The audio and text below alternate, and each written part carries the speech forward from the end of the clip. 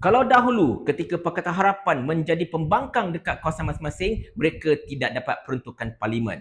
Dan sekarang bila mereka dah jadi kerajaan, sepatutnya mereka membawa agenda reformasi institusi. Tetapi sekarang ini, sudah hampir setahun mereka menjadi kerajaan, reformasi institusi itu semakin lama semakin basi. Hapah pun tak boleh pakai. Kita intro dulu. La la la la la la la la.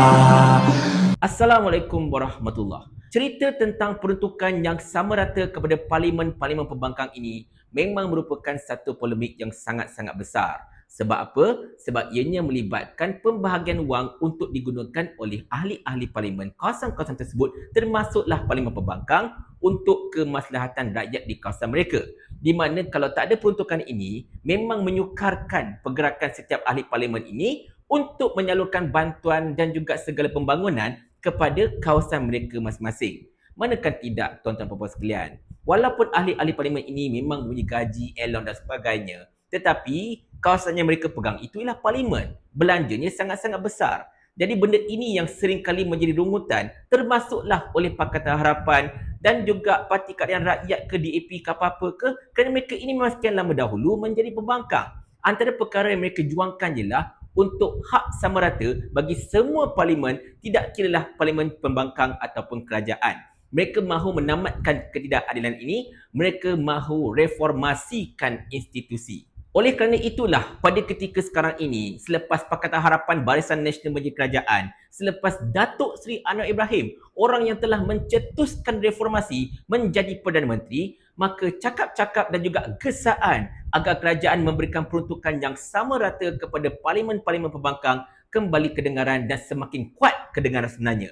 Dan antara ahli parlimen yang begitu lantang menyuarakan tentang perkara ini ialah Syed Saddiq Syed Abdul Rahman, iaitu ahli parlimen Muar. Sama ada ketika beliau berada dalam kerajaan ataupun kini berada di blok pembangkang, beliau tetap menyuarakan perkara yang sama. Bahkan dakwa Syed Saddiq, peruntukan untuk parlimen Muar yang biasa beliau dapat ketika beliau menyokong kerajaan, kini telah ditarik kembali selepas beliau menyokong kem pembangkang. Dan perkara ini, kata Syed Saddiq, sangat-sangat mendukacitakan dan juga seolah-olah macam satu hipokrasi dalam kerajaan perpaduan madani kerajaan menyederhana ini. Tetapi dakwan tersebut saya tak beranilah kata 100% betul ataupun tidak, kerana Syed Saddiq menyebutkan perkara tersebut di dalam Dewan. Saya tidak ada imuniti ahli parlimen, jadi saya tak boleh nak komen lebih-lebih. Tetapi satu benda yang saya boleh confirm dan saya boleh komen di sini, Pakatan Harapan menerusi manifesto Kita Boleh PRU yang ke-11 memang telah berjanji akan memberikan peruntukan yang sama rata kepada wakil-wakil rakyat, termasuklah pembangkang, dan tidak ada sebarang syarat yang lain tertulis dekat situ. Jadi kerana itulah kita berasa sangat-sangat pelik dan juga kecewa sebenarnya apabila Perdana Menteri Datuk Seri Anwar Ibrahim terus menegaskan yang beliau tidak akan memberikan peruntukan tersebut. Kalau nak peruntukan, you kena berunding. Kalau tak berunding, saya tak akan bagi satu sen sekalipun. Ini tak payah sign, tak payah bincang. Bagi, ini hak kami. Bukan hak ahli parlimen. Runding, setuju, kita lulus. Kalau tidak, tunggulah sampai bila pun. Saya tak akan luluskan. Sedangkan dalam manifesto anda sendiri tak tulis pun kena runding ke apa-apa ke tidak. Kalau anda rasa perkataan saya ini mungkin tidak kuat untuk anda terima sebagai hujah, tolong dengar apa yang cuba disampaikan oleh Khairi Jamaluddin ini. Dan dalam jawapan yang diberi oleh PMX yang kita sempat dengar tadi, PMX kata bincang dengan TPM, dan dia maksudkan di sini bukan TPM Zahid Hamidi tapi TPM Datuk Seri Fazilah Yusof, bincang elok-elok supaya boleh diberikan peruntukan kepada pembangkang. Ya, betul itu yang PM cakap. Tapi poin saya Syahrir di sini adalah, saya nak tanya, kenapa kena bincang? Kenapa kena bincang? Patut benda ni jadi automatik. Ya. Kalau betul-betul nak bawa reformasi institusi, selagi you adalah ahli parlimen, selagi orang itu adalah ahli parlimen, ahli Dewan Rakyat yang dipilih, dia dengan automatik akan mendapat peruntukan dengan syarat-syarat peraturan-peraturan yang ditetapkan oleh ICU, Unit Penyelarasan Pelaksanaan ataupun agensi yang berkenaan. That should be the case. Kenapa pula nak kena bincang dengan TPM? Apa benda ni nak bincang? Dia dah menang. Dia wakil rakyat. Tak kisahlah dia daripada PAS ke, dia daripada Bersatu ke, dia daripada Warisan ke, dia daripada KDM parti ke, selagi dia adalah wakil rakyat, dia sepatutnya dapat. Barulah reformasi institusi, Syaril. Nampak tak dekat situ tuan-tuan dan puan sekalian?